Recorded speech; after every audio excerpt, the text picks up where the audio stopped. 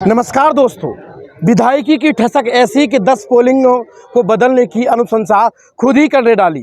अब जितने भी लोग ये देख रहे हैं उनको मैं बता दूं, हिटलर को बहुत जल्दी पढ़ लें, क्योंकि हिटलर की औलाद है इस देश के लोकतंत्र को तार तार कर रही हैं। मैं ये क्या कह रहा हूँ कि मैंने ये पत्र पढ़ा, और पत्र में विधायक जी लिखते हैं कि ये दबंगई लोग करते हैं, ये पोलिंग वाले लोग, और मामला है इन्होंने खुद ही इनकी अनुशंसा कर दी। कि अभी सवाल मेरा ये भी है, विधायक जी जरा मुझे बताइएगा, मैं ये सवाल क्यों कर रहा हूँ, मैं सवाल कर रहा हूँ आपके इस पत्र पर, और सवाल करने का मुझे अधिकार भी है। विधायक जी जरा मुझे बताइएगा कि क्या अनुशंसा करने का आपको अधिकार चुनाव आयोग देता है? ये काम तो अनुशंसा करने का काम तो चुनाव आयोग का था। आप मांग करते, आपको मांग करने का आर्टिकल 90 में अधिकार है, लेकिन अनुशंसा करने का आपको अधिकार नहीं है। अब आप पढ़े लिखे नहीं हो तो ये जिम्मेदारी मेरी नहीं है कि मैं आपको बताऊं। मैं आपके ही इस पत्र का जवाब भी दे रहा हूं, साथ में आपको बता भी रहा हूं कि ये मांग जो आपने की है उस मांग में कुछ और भी मांग करते हैं। महदेवा के लोग जो आपके गांव में पोलिंग पर लगभग परेशान होते हैं, 1500 की पोलिंग वो डंप होती है, ये आप पे आरोप लग रहे हैं, ये आरोप हैं, और आरोपों में भ्रष्टाचार में आप लिप्त हो, तो इसको बदलवा के आपको सिद्ध करना था कि हम निष्पक्ष मतदान चाहते हैं, लोकतंत्र को बचाने वाले लोग हैं। लेकिन इस पर आपने ध्यान नहीं दिया। आपका ध्यान गया जहां आदिवासी समुदाय के लोग रहते हैं, वो वोट डालने नहीं आएंगे, आपके दबंग लोग वोटिंग करेंगे। ऐसा सोच रहा है क्या आपका?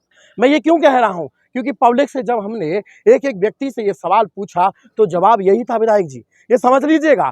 दूसरा ये भी सवाल है कि अनुशंसा करने का अधिकार आपको किसने दे दिया, ये भी सवाल है मेरा, जवाब दे दीजिएगा, सुन रहे होंगे तो। दूसरा, मैं जानता हूँ ये प्रदर्शन कर रहे हैं उन लोगों से कि अनुशंसा तो कर दी है विधायक जी ने, अब एसडीएम साहब कुछ भी करें, क्योंकि अभी एसडीएम साहब पर भी आरोप लग रहे हैं कि बीजेपी के एजेंट हैं, वो एजेंट हैं तो अनुशासन को जो अनुशंसा कर दी है उसको कौन काट सकता है महाराज? ये सवाल भी इसी में बनता है। जान लेते हैं और भी लोगों से, समस्याएं तो बहुत हैं, बाकी का मैंने भी बहुत कुछ कह दिया है, बचा कुछ और भी है। इसमें यह है कि अगर 600-700 की वोटिंग होगी तो 7000 की वोटिंग की व्यवस्था एक बार में हो गई, जरूरत नहीं है मतदान करवाने की, क्या कहेंगे?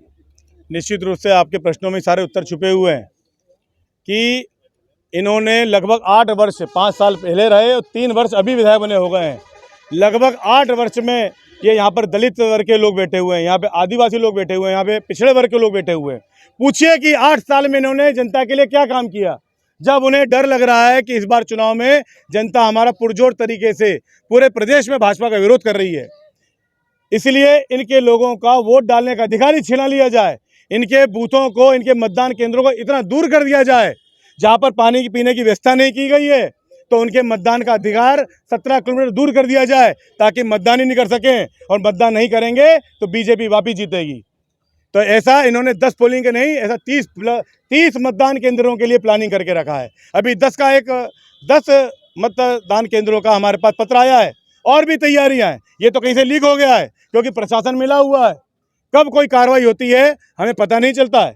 ये कहीं से लीक लेटर होके आया है, किसी इनके चाहने वाले ने इस लेटर को जब जारी किया तो उनकी मंशा को उनको पता नहीं था कि कितना बड़ा बमंडर होने वाला है। उन्होंने सोचा कि मैं पत्र दूंगा और रातों रात पोलिंग बदल जाएगी, लेकिन वो समय जा चुका है। अब जागरूक जनता हो चुकी है और निश्चित रूप से आने वाले चुनाव में मुंह तोड़ जवाब देगी। और एक बात और कर रहा हूँ कि इन 10 मतदान केंद्रों को अगर बदलने का प्रयास भी किया गया तो हमारे ब्लॉक अध्यक्षों ने कहा हम यहाँ पर इनका पसीना गिरेगा, वहाँ पर हमारा खून गिरेगा, हम इनकी लड़ाई मरते दम तक लड़ेंगे।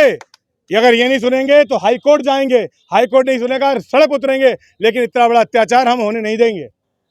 दूसरा मेरा सवाल ये भी है कि ये जो पोलिंग है बदलनी है, पोलिंग तो और भी बदलनी है, कई एक पोलिंग है, तो उस पर भी आपका ध्यान गया है क्या? उसके लिए आपने कोई पत्र लिखा है कि पोलिंग तो बदली है महाराज, लेकिन जहां समस्या है उनको बदलिए, ऐसा कुछ पत्र आप कांग्रेस पार्टी ने लिखा? निश्चित रूप से हमने पत्राचार किया है, पार्टी के माध्यम से पत्राचार किया है, हमने व्यक्तिगत रूप से पत्राचार किया है। जैसे कि हमारे अभी कुशवाहा जी ने बोला, परसराम कुशवाहा जी ने, वो पीड़ित व्यक्ति हैं, इन 10 पोलिंगों में नहीं आ रहे थे, आज उनका कोई कार्यक्रम ही नहीं था, लेकिन अपनी पीड़ा बताने के लिए, अपने बात को रखने के लिए यहाँ पर आए। उन्होंने बताया कि किस तरीके से मेहदावा के, किस तरीके से कुकरौली गांव के और किस तरीके से उदयपुरा गांव के लोग, उनके जब पंचायत के वोट होते हैं तो उनके ग्राम पंचायत में डल जाते हैं, लेकिन विधानसभा के चुनाव के वोट उनके घर के सामने आके डलते हैं।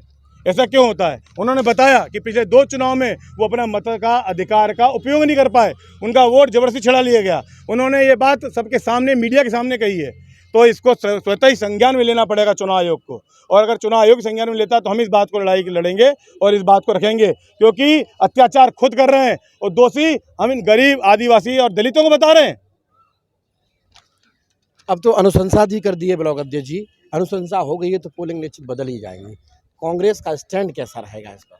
कांग्रेस पार्टी पुरजोर विरोध करेगी और किसी भी हालत में ये परिवर्तन नहीं होने देंगे। हमारा पूरा, हमने कल भी माननीय एसडीएम साहब को ज्ञापन दिया था और आज भी 24 घंटे का अल्टीमेटम देके उसी तारतम्य में आज ये कार्यक्रम रखा गया है।